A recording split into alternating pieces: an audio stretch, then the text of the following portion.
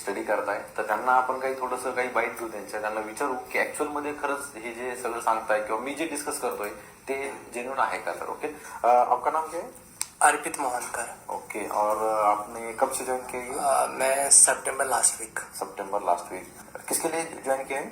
फुल stack के लिए. और कितने इंटरव्यूज दिए अभी तक?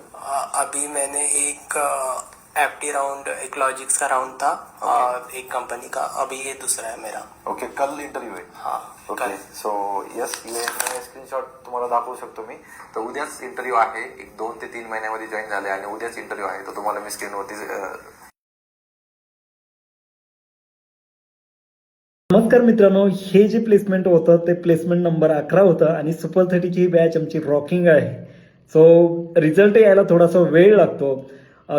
15 जूनला आम्ही सुरू केलेली या सुपर 30च्या बॅचमधलं प्लेसमेंट नंबर 11 आहे. आमची सुपर 30ची बॅचमधले प्लेसमेंट ऑलमोस्ट होत आलेले आहेत आणि बाकीच्या राहिलेल्या मुलांचंही प्लेसमेंट होईल.